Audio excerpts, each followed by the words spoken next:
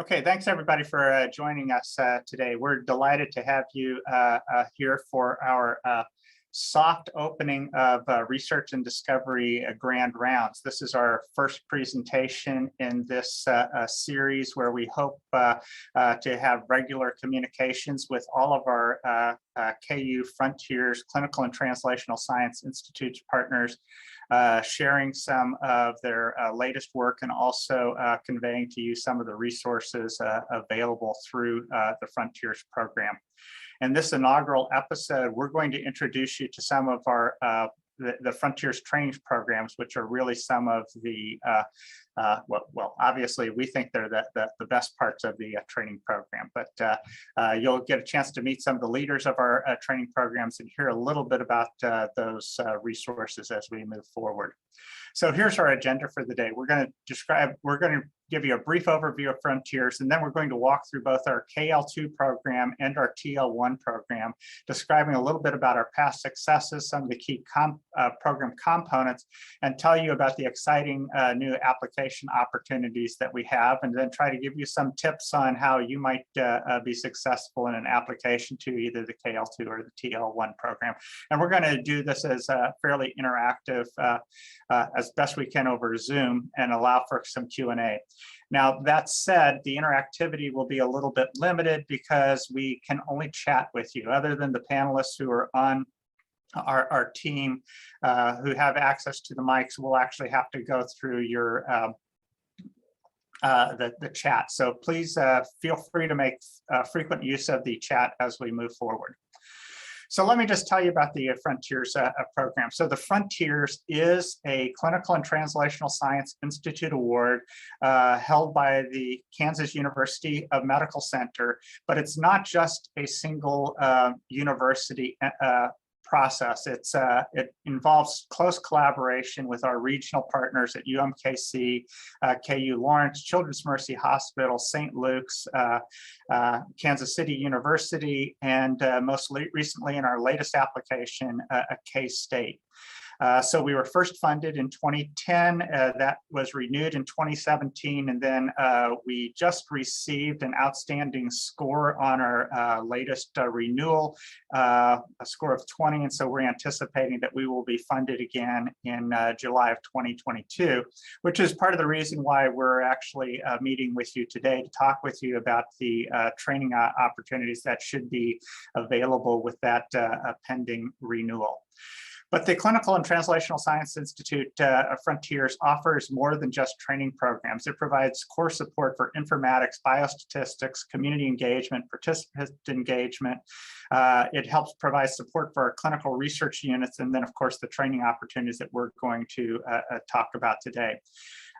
There's about $4 million a year in funding here, so there's a lot of investment in this, and this is, I think, is the biggest grant that's currently held by KUMC, though I could be off.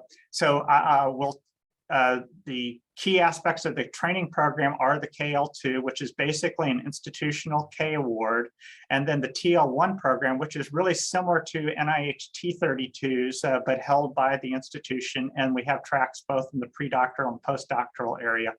In addition, we also support training infrastructure through Frontiers, including our Masters of Science in Clinical Research and our Frontier Scholars programs and more. So even if you're not formally funded by the KL2 or the TL1 program, we do have training opportunities that are available for you. So Dr. Megha Ramaswamy and I co-direct the KL2 Career Development Program, and we are supported in that effort by our training navigator, Treza Hutchison. And then for those interested in formal coursework, Farah Marhusin provides support from our Masters of Science in Clinical Research. Dr. Ellerbeck, I apologize for interrupting, but I don't think we're seeing your slides advance on the screen. Oh, well, that would be a problem.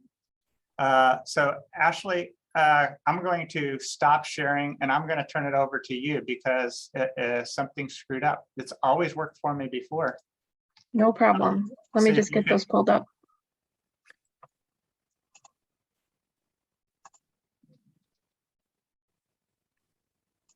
I launched with naive confidence that this was going to be easy for me. I'd only done it 1,000 times before. It was very entertaining. We don't even need the slides. But now we have to show you that we've got these beautiful pictures of ourselves. Next slide, those are our KL2 directors. Next slide. Treza Hutchison, our training navigator, and Farah, our MSCR program manager. Okay, so the history of the KL2, it started in 2011. We've had 20 scholars matriculate and 16 have graduated from the program. All of our scholars today remain engaged in clinical and translational research, and we have a very good track record of independent funding from the graduates of our program. And they, as a group, have made substantial contributions to the medical literature, including the over 540 publications. I'll turn it over to Megan to introduce you to some of our past scholars and successes. So our scholars are represented across most of the 8 partner institutions. Here are some of them. Ashley, there's about 4 of these. If you could just advance through them, that would be awesome.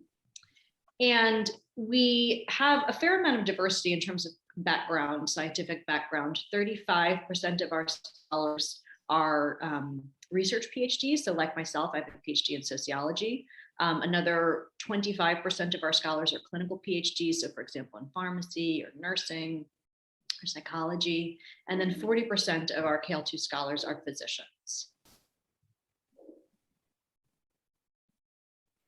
All right, so I'll spend a little bit more time on this slide with you. This is sort of the training plan that is associated with this particular opportunity. This is not unlike, regular NIH K awards. This is in fact our institutional K award. So every good training plan starts with an individual development plan, which really is us, Ed and I, working with the scholars and their primary mentor to identify both research goals, but also training goals. And the sort of overarching goal for all of this is, of course, career independence, right? Scholars being able to write grants as principal investigators and get those funded. So, if we get a scholar, this is usually a person in the KL2 who is not brand new, but someone who has some publications under their belt, someone also with potentially pilot funding. And we will work with that scholar to sort of say, hey, all right, what other skills do you need to move your work to the next level? Are there any gaps in your mentorship that are sort of holding you back that we could help you fill? Are there research activities that you want to do that you think are going to lead to the next program? Now, we're also, Ed and I, happy to give feedback. We do constantly to say, oh, I don't know if those training goals are really aligned with what you want to end up doing. Or to say, perhaps this is too much coursework and you should instead be focusing on dissemination as a way to getting to independence. And we'll also give feedback on pilot studies or research projects that faculty are proposing that may not lead to the sort of gold standard of the NIHR grant, the R01. And so we really want to set people up for success in crafting this individual development plan. In terms of activities, of course, scholars come to us with a primary mentor identified, and often they have other people who are on their mentorship team. And we will look at that mentorship team and say, hey, do you have someone above all, a primary mentor who is committed to you, right? Someone who will read your applications, co-author papers with you, connect you to other people in the field. Is this a person who's going to go to bat for you? Then we'll say, hey, do you have content expertise in any areas of content that you might be sort of weaker in? We will look for methodological expertise that's represented in your mentorship sort of bubble, I think about it. And then finally, I think like career development is so critical. And in this sort of mentorship literature, we talk about sponsors versus mentors. So mentors are people who are going to give you, good advice, and they're going to tell you, here's how you get from point A to point B. Here's how I got from A to point B. But sponsors are going to pick up the phone for you. And these are people who are going to get you set up to be, for example, an early reviewer with the NIH. Juan did this for me. And, these are also people who are going to help you find other collaborators that would be perfect for you at other institutions, potentially get you invited to be a visiting research scientist. So just having someone in your corner who is actually going to be provide instrumental help. the extent to which it's necessary, maybe you need someone in your mentorship circle that can support you as a, I don't know, in my case, like it was really important to have people on my team that were women of color. And so helping you identify people on your team that are really going to like help you advance in ways that might be unique to your situation. So that's the mentorship part. Then we offer this awesome Frontier Scholars Program, and Ed can correct me if I'm wrong, but I think you've been doing this for 11 years now. It's great. So it's a series set up now as 22 sessions over a 2-year scholar period. And these run the gamut of how to write a scientific paper, how to engage with the media, how to think about business and discovery when you're thinking about science. It's a range of sort of topical areas that would be relevant to development of, an independent research program, and they're great. We also offer formal coursework through our departments, through the departments at the partnering institutions. If you have methodological things you need, for example, designing clinical trials, evaluating data from clinical trials, designing qualitative studies, all of that coursework is available. And I'll talk in a minute about the trainings and workshops and externships, but all of those activities are going on at the same time that you are launching an independent research program as part of the KL2. So if you know about NIHKs, they always have a research component and a training component. And so the research component is, it's probably like the scale of an R03 or an R21. It's just a 2-year project. And the goal of that is really to get you some time to get some publications under your belt, but then also to generate some preliminary data for a subsequent NIH application. In most cases, that's true that it's NIH, but there could be other funding mechanisms that you pursue as well. And we are trying to move people a little bit faster to career independence. So where I think sort of in the beginning years, we let people sort of move through their research projects. And then at the end of the 2 years, encourage them to submit for another grant. I think now we're going to try to do that earlier because getting grants takes time. And it's not that the first time you apply, you get it. And so we're looking at maybe, accelerating the pace a little bit and getting people to start thinking about submitting grants by year 2 itself. And then hopefully you achieve independence, which, by our measure is getting any kind of grant where you are the principal investigator. Federal grants are, of course, the most prestigious and often also come with the most money. And so that's important. Okay, next slide, please, Ashley. That one. All right. So here are the kinds of training opportunities we offer. You at these Frontier Scholar sessions are attending them with a group of your peers, both the TL1 folks and also the KL2 folks and other people who are in various kinds of career development and training programs across the institutions. And so that's great to be with people who are high achievers, who are in the exact same place that you are in your career. It just provides a nice opportunity for sort of shared commitments and struggles. And then we offer mock review sessions. So when a scholar is ready to submit for that next NIH grant, we will host what looks just like study section. And that can be instructive for a couple of reasons. One, it sort of lifts the veil of what actually happens at NIH during review panels. And then 2, you also get structured feedback from people who are not necessarily in your field, but are reading this as, is this good science or is it mediocre science? Is the science going to lead to a sort of change in the field, which is, a good thing, a real contribution. We offer workshops internally. I think I mentioned in the Frontier Scholar Club, thinking about science as business. Workshops in implementation science, I think, are coming, which is sort of a hot area of study design. We also offer an MSCR for people who maybe didn't have previous training in scientific design, research evaluation, statistics. So that's always an option. And I think some of our scholars do end up doing the MSCR. We offer a visiting professor and scholars program. So for visiting professors, you can bring in some of these mentors that you've identified outside of the institutions, to your home institution here in the Kansas City area. And for the visiting scholars program, we can send you to other CTSAs around the country if there is a particular kind of expertise or training that you are seeking out. Next slide. Next slide. So we are actually, so some of the benefits also relate to salary support for up to 75% of protected time. So basically, not up to, you need to have 75% protected time. It's a 2-year training program that we're anticipating for this program. So you should actually calculate that into your application. We provide an intensive mentored research experience as Mega laid out.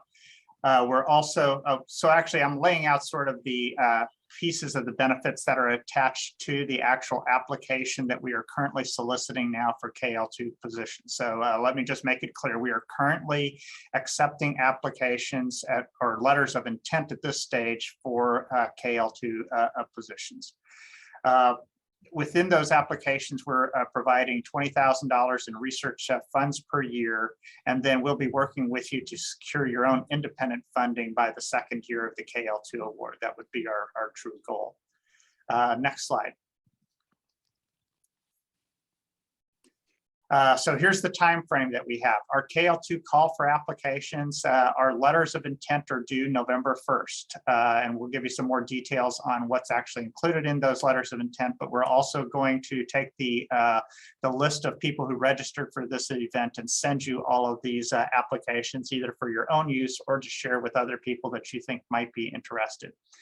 We will quickly review those letters of intent and then place solicit invitations for full applications on November 22nd, with the plan for those full applications to be due on January 30th, with a plan for announcing scholars on March 1st, with a projected July 1st, 2022 start date. Next slide. The letter of intent materials that are due on November 1st is that we're only asking for 2 pages. And in those 2 pages, we want you to briefly outline your career goals, your mentorship plan, and an outline of the anticipated program of research. There's also going to be strong in going through these LOIs, we're going to look closely at your bio sketch from the applicant and the bio sketch from the primary mentor. Next slide. There are some eligibility criteria. You must be from one of our Frontiers partner institutions, and I apologize that pay attention when you see the next slide as we transition into the TL1. You'll see a list of those Frontiers partner institutions again. You must have a green card or be a US citizen. You need to have a doctoral level degree, a terminal degree, and you need to have some prior training in clinical research methods. The K expects that you've already had some basic training, and generally we look at this as a minimum of 2 years of post-terminal degree research experience at the time of the award, which would be July 1st of 2022. And then we're also want you to be have a commitment to an appointment to a faculty position at one of our Frontiers institutions by the time you would start the award. Next slide. We need commitment from your institution, your home institution, that they are going to protect, that they will provide the balance of salary support up and beyond what is provided by the KL2, and will protect 75% of your time to be protected for research, and also provide you with the environment that will be essential to your research success. There is one exception to that 75% protected time commitment, and that is for surgical surgeons who have to maintain specific procedural skills. For those, we can make an exception and have you only commit 50% of your effort to research. But otherwise, we're expecting a 75% commitment to research, which means you can't be doing lots of clinical work and teaching on the side. Folks are ineligible if they've had a major independent research grant in the past. And if you have any questions about what lays out for your eligibility here, please reach out to Teresa Hutchison related to that. Next slide. So the review criteria, what makes for a good K applicant? Well, first, we are looking for people who have demonstrated a commitment to research in the past. And in part, this is based on the fact that you've actually published before. If you have not published in the peer-reviewed literature, you don't have any first authored publications in the past, you are probably not going to be considered a strong K applicant. We're looking at your ability to put together a mentorship team, and your mentorship team needs to have some people who have a track record in independent funding and will be able to advise you on that trajectory. But we also recognize that mentorship frequently isn't done by just one person anymore, and typically requires people from different disciplines coming together to support you in your research. We've actually laid out a lot of resources for supporting you in your career development, and that can be integrated into your training plan. So we're particularly looking at your ability to formulate a research plan that can be carried out over the next 2 years and support your transition to independent funding within the next 2 to 3 years. Next slide. I'm going to turn it over to Mega to talk with us a little bit about recruitment. So we, in some ways we struggle with recruitment, in other ways we don't. We usually get a slew of LOIs, and so that's great. I think the areas in which we struggle are representation across the 8 partners. We get a lot of applications from Children's and from KU Med, but we struggle with the other places. And so we're certainly aware of that. And if you're on this presentation and are from one of these other partner institutions, please hit us up with any questions you may have so that we can get those applications. We also struggle in sort of the diversity in some ways of our candidates. I think we're good on diversity when it comes to training background. As I said, the mix of physicians and clinical PhDs and research PhDs. We also do pretty well recruiting women. So I think our KL2 cohort is about 65% female. We do not do well recruiting a diverse group of candidates, meaning people who are from racial and ethnic backgrounds that are not traditionally represented in academic medicine, for example. And, that is a struggle for us. And we are continuing to be creative and think and bring the experts in to say, all right, how can we do a better job of this? I think one of the things we've also been discussing recently is how to leverage these KL2 slots to, recruit faculty and retain them. Certainly we have the goal of developing faculty that are already here and making them be really successful, creating new avenues of interest for people. But we would also like to be able to bring in new stars and use this mechanism as a way to do that. And I'm sure that doesn't apply to anyone on this call because you're already with us if you're on this call.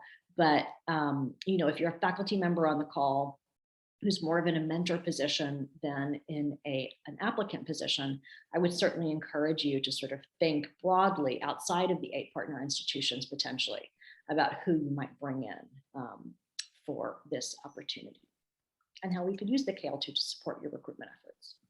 Yeah, so specifically, if your department or division is in the process of recruiting new faculty, new research intensive faculty, and you're going after junior positions, feel free to reach out to us and we can talk with you about how we might be able to talk with your potential recruits about their potential eligibility for KL2 slots. So we really do think that the KL2 itself is appealing, but also the training programs and the faculty development programs that we offer along with this, we think could be a major asset in trying to recruit new faculty and particularly a diverse group of faculty. Next slide. Okay, let's just take a second and see if there's any questions in the chat that we specifically needed to address. I think most of these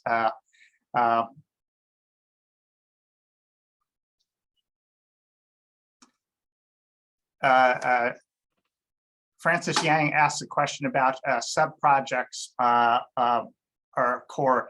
I think that can vary. So I think have to handle on a case-by-case basis, and you should send us a query with specifically what your prior funding is, and we'll have to look into it. There are a variety of funding mechanisms, and they're not always as clear as they could be about the subsequent eligibility for K funding or KL2 awards.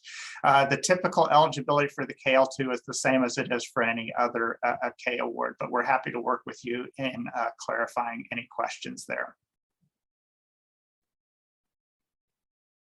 Okay, I'll tell you what, why don't we go to the next slide, and let me turn it over to our TL1 team, to Dr. Choi and Dr. Goldman, to tell us about our TL1 programs, and Megan and I can go through the chat and see what other questions we need to address.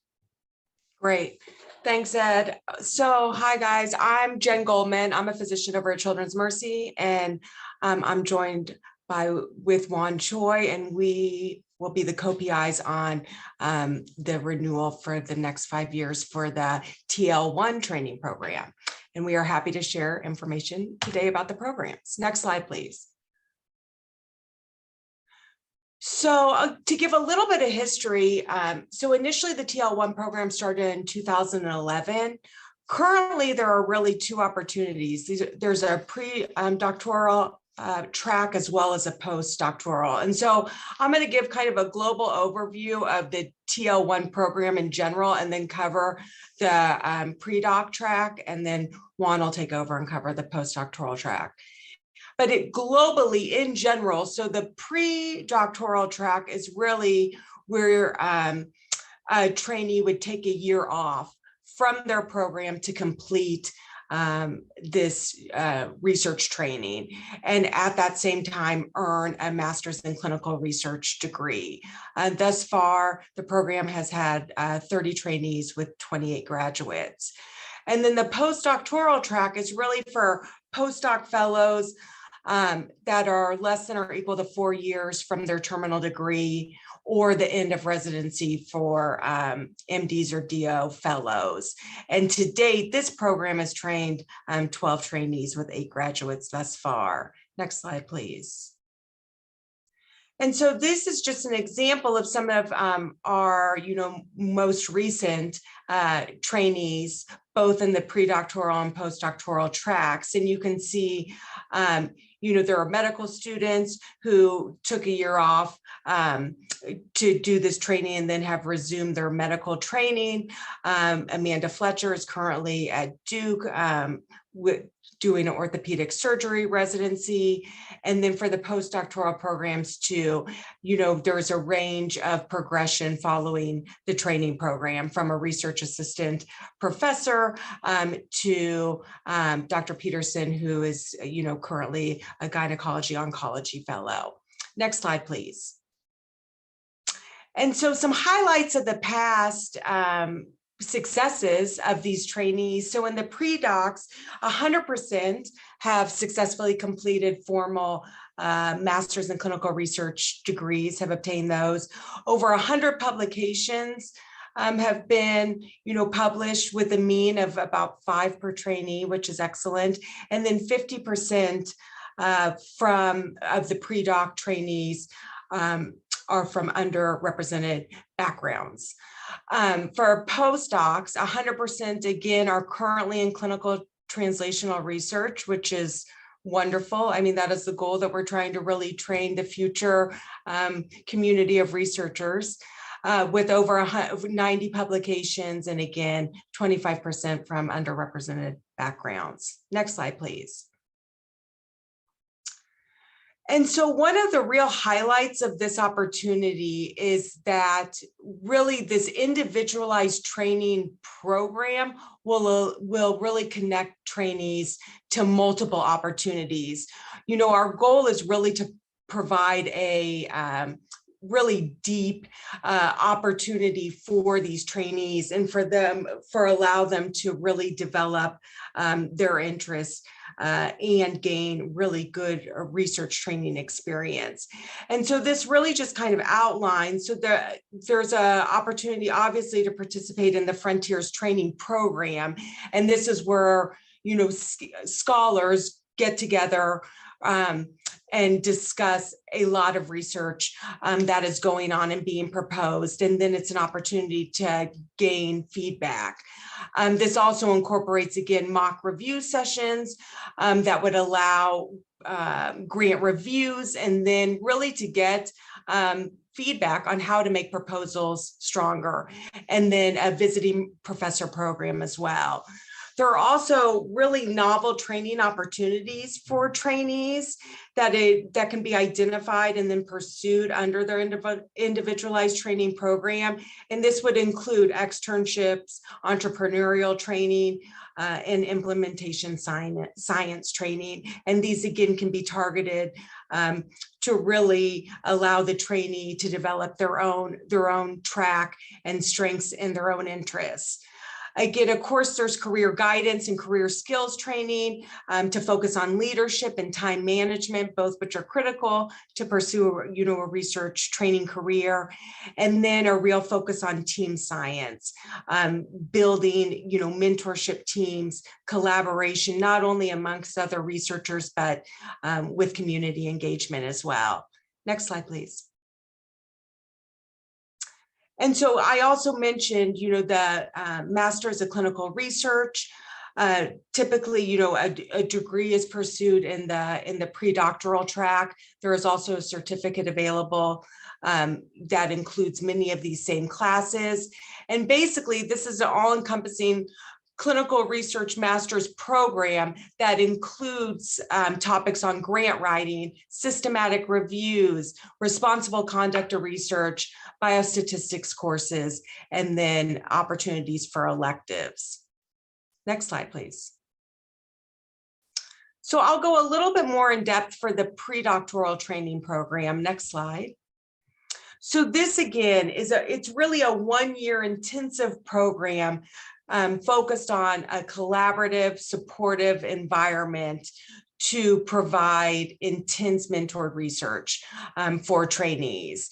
And, there is the formal training in clinical and translational research, the master's in clinical research degree, and that tuition is covered. And then the trainee would receive a monthly stipend as well.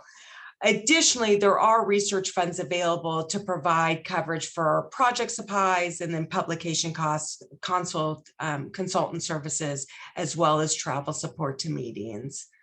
Next slide, please. And so the steps of this, one of the keys, obviously, for a trainee program are to have a strong mentor. And so identification of that mentor is really critical.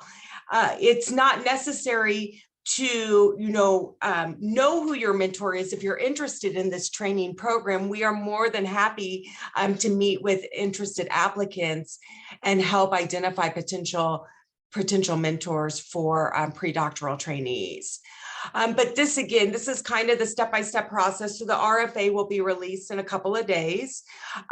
Pre-docs that are interested can request a one-on-one meeting prior to applying. And this is the link. And again, these slides will be available, or you can reach out to us. And then we are happy to meet with pre-doc potential applicants and discuss further their interests. Applications are due January 4th, 2022. And then again, the announcements for the trainees will be on March 1st. Next slide, please. And so for this application process, it's a little bit different than the case. It is required that a personal statement is submitted. In addition, a one-page proposal for a mentored research project. And we've provided a template of what should be included in that one-page research outline. We need a resume or CV, an NIH biosketch from the proposed primary mentor, and then 3 letters of support. Again, a letter of support from the primary mentor, the dean of students confirming that it is okay for the applicant to take this 1 year off, basically, to go through the training program, and then 1 additional letter of support. Next slide, please. And so the eligibility, again, the applicant needs to be from one of the Frontiers Partners institutions, and then the eligibility are very similar to the K. And you can see here, it's important that proof of prerequisite coursework completion in basic sciences and mathematics, and then importantly, an approved leave of absence from the current program, so that the trainee can complete the master's in clinical research and participate in all of the TL1 activities. Next slide, please. And the review criteria for these applicants, we're looking, of course, at the strength of the candidate, the strength of the primary mentor, and then the research project itself. We're looking, is it feasible and appropriate for the level of training for the trainee, and can it be completed in a year and include, the ability to publish the research results. Next slide, please. And with that, I'll turn it over to Juan. Okay, thanks, Jen. So to wrap up the last track, the postdoc, it's a 2-year training opportunity, again, focusing on the postdocs' research, working with their primary mentor along with their secondary and tertiary mentors. They have an opportunity to participate in all of the other Frontier Scholars activities that Mega, Ed, and Jen previously talked about. The majority of the postdocs have not gotten their MSCR formal degree, although we've had a couple actually do that. So if they want to get the additional master's degree, they can, but mostly they are required to take the grant writing and the responsible conduct of research course and any other additional courses they want to take if they want to strengthen their training in biostats or informatics or what have you. They also will get a stipend depending on the level, how many years of postdoctoral experience they have. Then they also get research funds for to put toward their research, publication, travel, and so forth. Next slide. So like the K, the postdoc also has a letter of intent process. The LOI will be due to the end of November 29. It'll be 2 pages. Again, we want a description of your particular research program, who your mentors are going to be, and your career goals. Next slide. And so this is the timeline. As we said, the RFA is going to be released next week. LOI due November 29. And then we'll let you know by December the 10th whether we would like for you to submit the full application, which will be due January 17th, and then early March to announce the trainees. Next. And then for those of you who are invited to submit the full application, you can see here, we want a specific aims page, and there's a 6-page research strategy on significance, innovation, approach, and a timeline, your NIH BioSketch, as well as your mentors, and then letters from your mentor, as well as your sort of division or department director. Next. This is the eligibility criteria, U.S. citizen or non-citizen national permanent resident. You see the focus on the background, the clinical, MDs, DOs, doctor, physical therapy, nursing practice, and so forth. Mostly we would like someone who's obviously no more than 4 years removed from their terminal degree. Some exceptions for the MD and DO fellows who finished residency but also are doing a clinical fellowship could also apply for this. And we want them to commit 100% effort toward research activities. Next. Review criteria is very similar as previously discussed. Obviously, we're going to look at your BioSketch, your strength, and as well as your mentorship team, your training, your research project, research plan, and again, your potential for productivity, both in terms of publication and follow-up funding. I believe that is it. Next. Yes, any questions?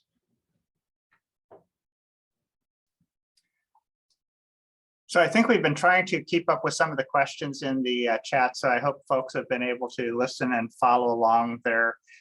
There were a couple of things I wanted to bring out. First off, if you follow the chat, you may notice that Meg and I sometimes disagree in the advice that we give to people. We see things from a different perspective, but welcome to the status of reviewing research grants and applications. That's the reason why you have more than one reviewer on your thing, and maybe the reason why you'll have more than one mentor or advisor as you move forward in the process. We see these things from different perspectives. Just to answer a couple of the questions that I don't think we fully got to in the chat. First off, you do not need to have a tenure track faculty position to apply for this. We want you to have a commitment to a faculty position of some type by the time the grant would be awarded. We want some commitment that the institution is interested in you in the long term. The slides for this will be made available. And Ashley, will there be, did you make a recording of this or not? Yes, we're recording now and we can distribute that. Okay, so we can have the slides and the recording made available. And then I think there were a number of questions related to what's the difference between a KL2 versus an NIH K application.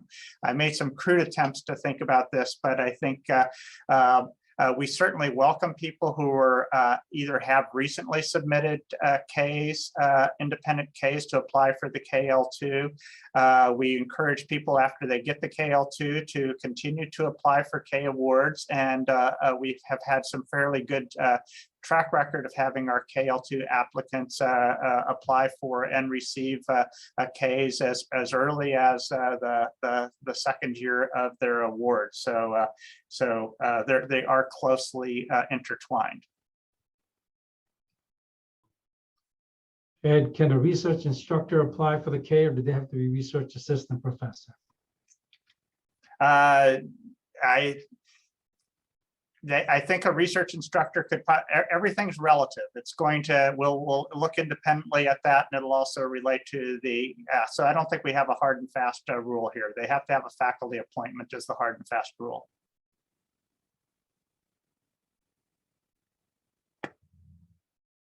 Any other questions?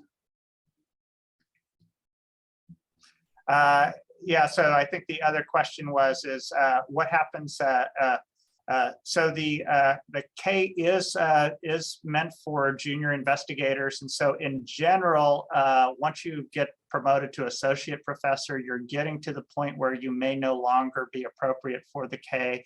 But that's not always the case, particularly people who've had a fairly heavy clinical load or other reasons that they're looking at a career transition. So we certainly will entertain applications from associate professors, but there probably needs to be a clarification about what's going on in that career trajectory there.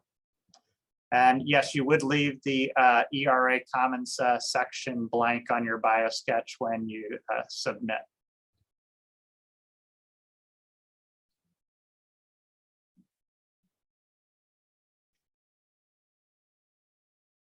And then what I can't remember, Megan, do you remember about eligibility for somebody who's a program project lead on a U01 or P01? I think that if you are actually a designated project lead, you are not eligible, but you are eligible if you were a pilot project lead. But I have to double check that. And that's the reason why understanding exactly what those circumstances are. Generally, we've done this on a case-by-case basis to review exactly what you were. The other way to do it is looking at this and just looking at your basic eligibility for an NIH independent K, because our criteria are the same as they are for an independent NIH K.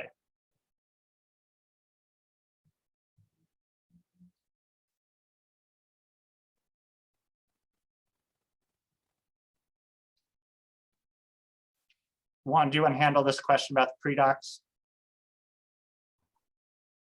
Yeah, for the pre-doc, the MSCR degree is required. So you don't have a choice. The choice is for the postdocs. Are there, this is a question outside of this presentation, but are there other pre-doc opportunities that are institutionally funded?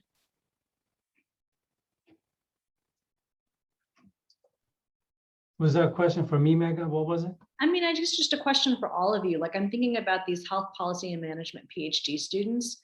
They're all getting research degrees. None of them need an MSCR. So are there other pre-doc opportunities like this that are institutionally funded?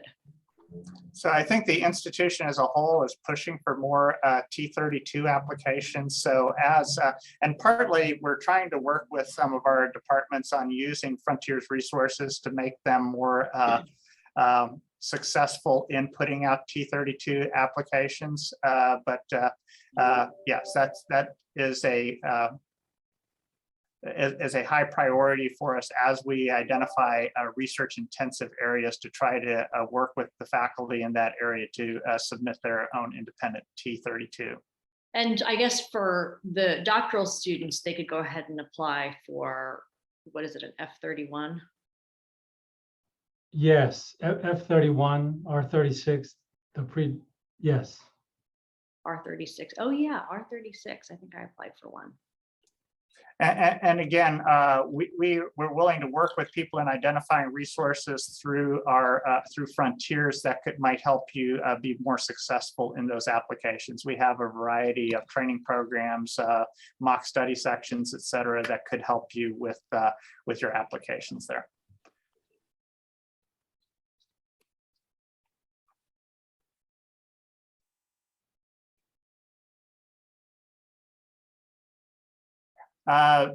So Leticia, you actually bring up an important question. Generally, the funding is sufficient through the KL2 that folks will agree, your department chair will agree to reduce your level contingent upon funding of it. They don't need to actually reduce that level until you actually would get the KL2 funded. Okay, I think that's it for today. I think we've hit the major questions. You've got the contact information. We'll be sending some of this information out to you. So I really appreciate you joining us today, and keep your eyes open for similar emails coming up on future Frontiers Research and Discovery Grand Rounds in the future. Thanks, looking forward to hearing from you and looking forward to seeing some fantastic applications coming up.